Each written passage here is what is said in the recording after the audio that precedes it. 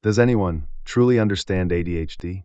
What if it's not what you imagined, and you could actually change how you deal with it?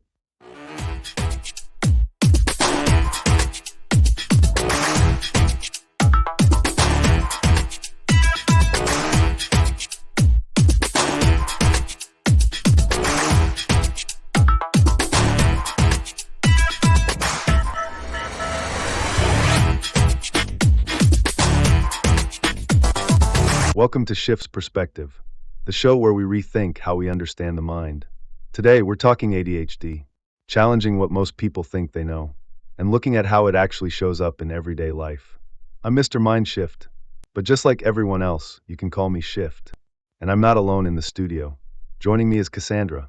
She was diagnosed with ADHD at 30. And then there's Joe, the father of a 20-year-old son, who was diagnosed when he was just 12. I've asked both of our guests to prepare a short introduction, sharing what they believe ADHD is and how they experience it in real life. Joe, let's start with you. Would you mind sharing your understanding of ADHD and how you've seen it affect your son? To me, ADHD is mostly about challenges with attention, impulsivity, and hyperactivity. When my son was diagnosed at 12, he was really struggling, and honestly, he still is. He's never managed school, doesn't follow instructions, and has had issues with drugs and crime. These days, he works as a mechanic and has a girlfriend, so there's been some progress. He never seemed hyperactive, more like withdrawn, spending hours gaming. Don't get me wrong, I love my son, but I don't feel we have much in common, and I've tried everything to connect and guide him. Thank you for sharing that, Joe. What you've described is actually a story many parents of children with ADHD can relate to.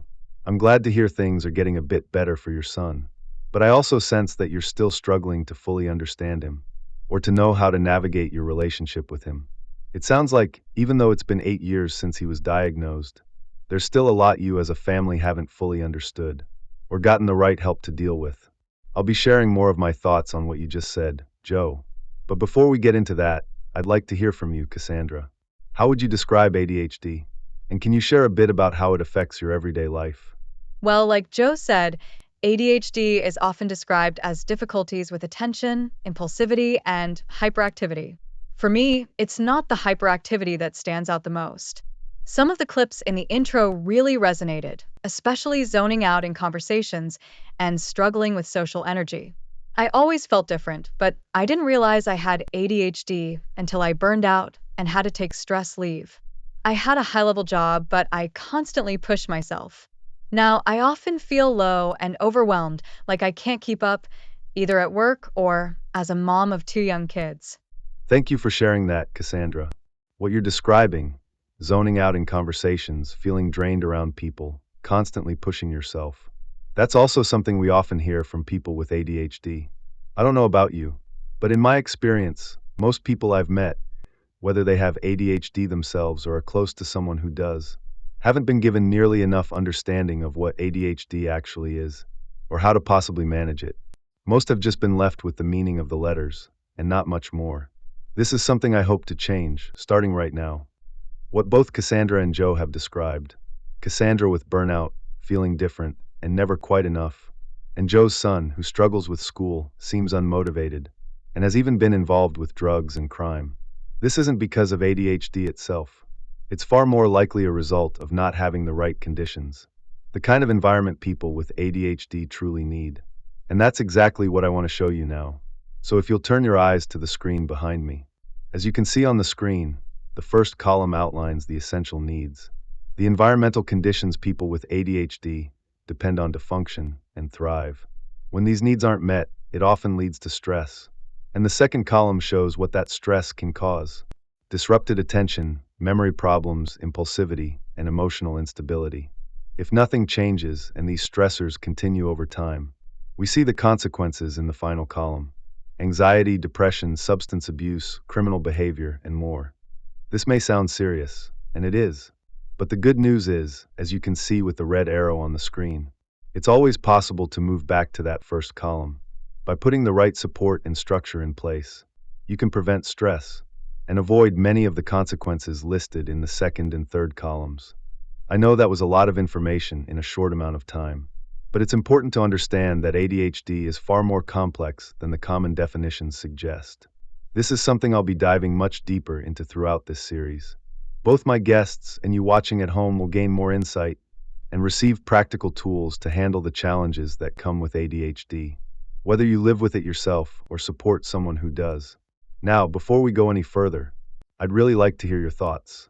Cassandra, Joe, what's your reaction to what we just covered? Oh, shift. Honestly, I don't even know where to begin. What you just shared hit me really hard because so much of it felt like it was describing my own life. It was both eye-opening and overwhelming at the same time.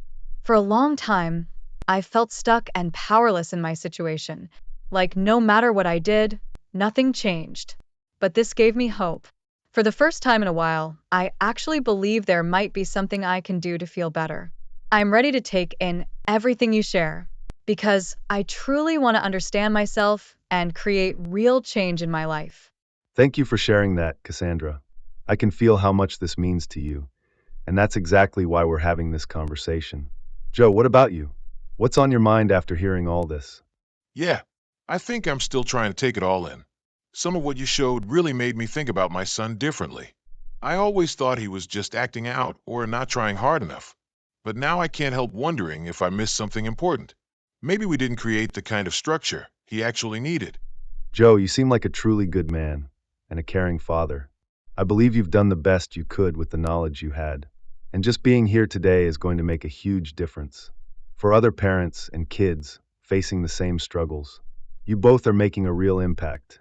This entire conversation is about gaining a new perspective so that you and others can start doing things differently, with better understanding and the right tools.